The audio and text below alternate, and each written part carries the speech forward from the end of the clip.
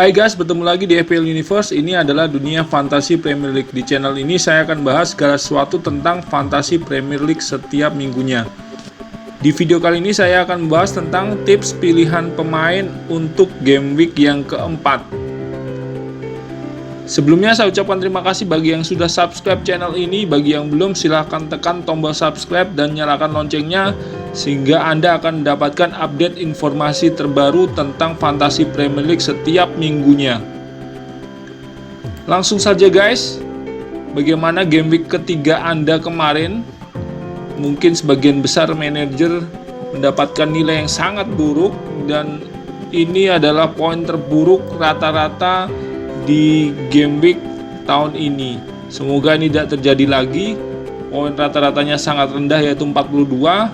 Saya harap di game week keempat ini poin akan berubah lebih bagus lagi, panah hijau.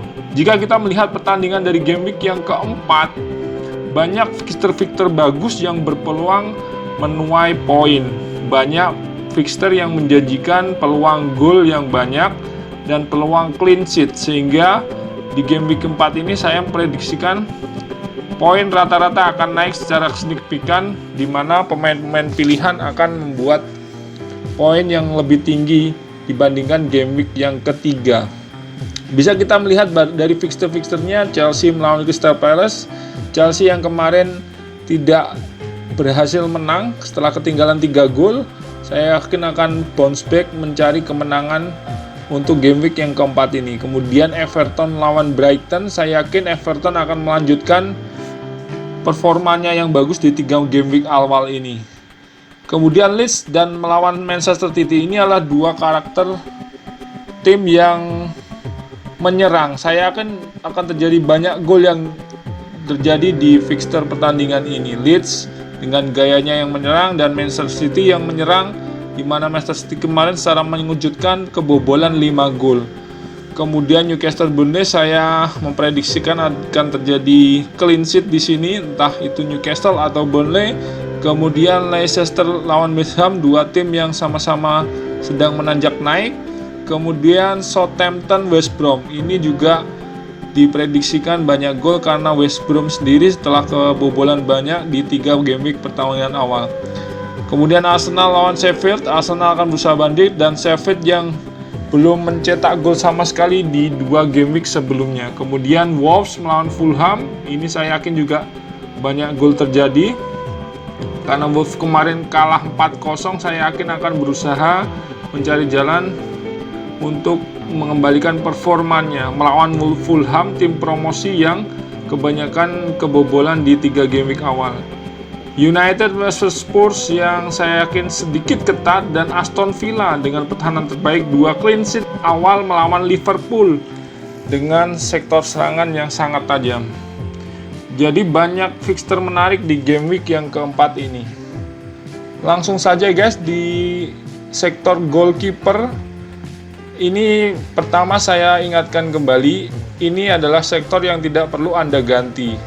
Manfaatkan pergantian pemain Anda untuk midfielder, back, atau mungkin striker. Untuk goalkeeper saya yakin apabila tidak penting tidak usah mengganti line up Anda. Namun apabila diperlukan, apabila Anda menggunakan wildcard atau mungkin Anda memiliki slot transfer pemain yang tidak penting, silakan. Di game week yang keempat ini saya menawarkan Leno melawan Sheffield United yang tidak pernah mencetak gol di 2 pertandingan awal. Arsenal yang akan kembali menginginkan poin maksimal, saya yakin akan mendapatkan kemenangan. Bermain di kandang Arsenal, saya yakin Arsenal ini akan mendapatkan clean sheet dan beberapa gol. Kemudian Newcastle yang melawan Burnley yang baru mencetak 2 gol. Penampilan Newcastle di game week yang pertama mendapatkan clean sheet, saya yakin akan dilanjutkan di game week yang keempat ini. Darlow dengan harga 5 juta pound sterling, 17 poin, saya yakin kemungkinan clean sheet cukup besar. Berlanjut di short defender, yang pertama adalah Robertson. Ini adalah kompatriot Trent Alexander-Arnold di sisi sebaliknya.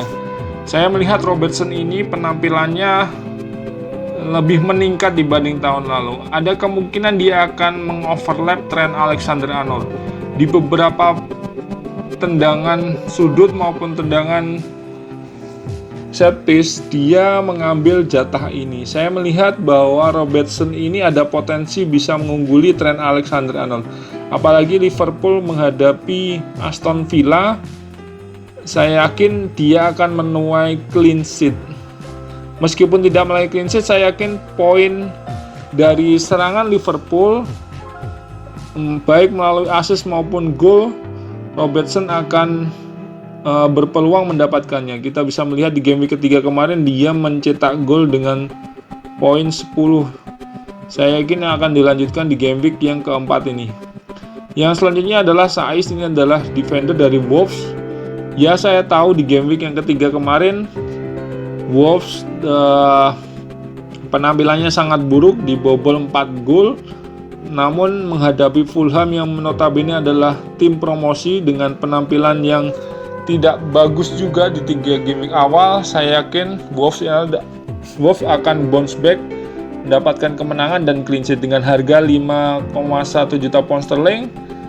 Saiz ini bisa mengulangi performanya seperti di game week yang pertama, di mana dia mencetak gol dan mencetak clean sheet serta poin penuh 3 poin.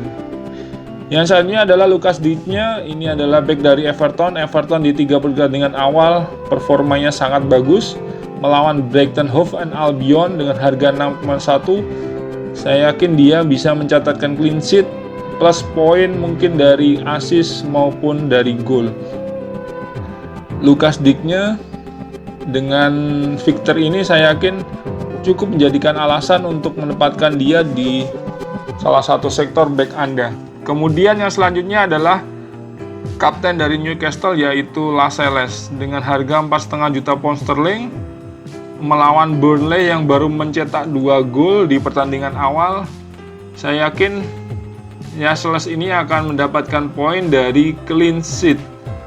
Kemudian yang selanjutnya adalah Rob Holding. Ini adalah back dari Arsenal dengan harga yang sangat murah melawan Sheffield United yang belum pernah mencetak gol di 3 pertandingan awal. Potensi clean sheet akan bisa didapatkan. Kemudian beranjak dari midfielder. Yang pertama saya memilih Kevin De Bruyne. Pertama, City akan melawan tim dengan karakter menyerang. Saya yakin City akan sangat leluasa bermain, menjalankan taktiknya, menguasai bola dan melancarkan serangan-serangan. Kevin De Bruyne yang merupakan otak permainan dari City ini merupakan pemain terbaik tahun lalu. Saya yakin dia akan mencatatkan poin penting di sini, di mana Aguero, Jesus yang sedang cedera, Bernardo Silva yang sedang cedera, saya yakin akan membuat Kevin De Bruyne lebih leluasa bermain, lebih menyerang. Potensi tendangan penalti pun sekarang dibebankan ke dia karena Aguero sedang cedera. Yang kedua adalah Riyad Mahrez. Memang di pertandingan pertama City dia tidak bermain, namun dengan cederanya 3 pemain utama City, Mahrez mau tidak mau akan dimainkan untuk mendampingi Raheem Sterling maupun Kevin De Bruyne. Kemarin minggu ketiga dia mencetak poin 12 poin dengan harga yang sudah turun 8,4. Menurut saya Riyad Mahrez ini adalah pemain yang bagus. Apabila Anda mempunyai Son yang saat ini sedang cedera, bisa menggantinya dengan Riyad Mahrez. Kemudian yang selanjutnya adalah James Rodriguez. Ini adalah pemain dari Everton yang sedang menanjak performanya. Harganya sudah naik 0,2 poin dengan 17 poin selama 3 game week melawan Brighton Hove dan Albion. Motor serangan dari Everton ini mencatatkan beberapa peluang, kemungkinan assist dan gol bisa didapatkan dari permain ini. Yang selanjutnya adalah Harvey Barnes dengan harga 7 juta pound sterling. Pemain Leicester ini menghadapi West Ham United di kandang. Saya melihat beberapa pemain Leicester ini yang paling menonjol adalah Harvey Barnes. Dia di lini tengah sering masuk di kotak penalti dan sering melaksanakan shooting dari dalam kotak penalti. Saya yakin di pertandingan melawan West Ham ini dia akan mencetakkan beberapa peluang, baik itu assist maupun gol. Kemudian yang terakhir adalah Mason Mount dengan harga yang sudah turun 6,9 dengan poin 16 poin. Pemain Chelsea ini di 3 game week awal dia selalu bermain. Menghadapi Crystal Palace di home, saya meyakini Chelsea yang kemarin gagal menang akan mencari cara supaya menang di pertandingan ini. Dia adalah pengambil set piece dari Chelsea, kemudian pengambil tendangan bebas dan tendangan pojok. Ada kemungkinan dia juga mencetak gol dari sudut-sudut penting. Menurut saya Mason Mount ini perlu Anda pertimbangkan. Selain harganya murah, penampilannya yang konsisten. Selain itu Chelsea juga sekarang berusaha keras untuk mengejar kemenangan. Kemudian striker adalah posisi terakhir yang saya bahas. Yang pertama adalah Raul Jimenez. Dia tahu kemarin banyak yang memasang ban kapten di pemain ini dan menghasilkan 0 poin. Namun saya meyakini melawan Fulham, tim promosi, Raul Jimenez akan membayar kesalahannya kemarin. Saya yakin di pertandingan ini dia akan mencetak gol, apalagi dia adalah pengambil tendangan penalti Wolves. Ada kemungkinan dia akan mendapatkan penalti atau mungkin dari permainan terbuka dia juga cukup mumpuni. Raul Jimenez harga 8,6 cukup menjadikan alasan dia adalah salah satu striker Anda di game week keempat ini. Kemudian yang selanjutnya adalah Danny Ings melawan West Bromwich Albion. Harganya yang sudah turun 8,4 juta pound sterling, poinnya 22 poin. West Bromwich Albion ini memiliki pertahanan yang sangat rentan. Dia gampang sekali kebobolan. Sudah unggul 3-0 melawan Chelsea, dia terkejar 3 gol di halftime selanjutnya. Saya yakin Ings sebagai pengambil tendangan penalti Southampton, dia juga bermain bagus di lini depan, bisa mendapatkan beberapa gol melawan West Bromwich Albion di home. Beberapa manajer juga meyakini kapten terbaik dari game week keempat ini salah satunya adalah Danny Ings. Ini perlu Anda pertimbangkan. Yang selanjutnya adalah Dominic Calvert-Lewin mencetak hat-trick di pertandingan game week yang kedua. Kemudian di midweek kemarin Carabao Cup dia juga mencetak hat-trick. Sudah banyak gol dia pertontonkan di musim ini. Harganya pun sekarang sudah naik 7,4 yang awalnya 70 juta pound sterling dengan jumlah poin total sekarang adalah 31. Melawan Brighton Hove Albion, ini striker yang sangat murah yang bisa Anda beli untuk menggantikan misalnya Anda punya Werner. Anda bisa mendapatkan pemain ini. Kemudian yang selanjutnya adalah Jamie Vardy. Ini adalah talisman dari Leicester. Harganya premium 10 juta pound sterling, namun dia adalah top scorer striker saat ini, yaitu 32 poin melawan West Ham United di home.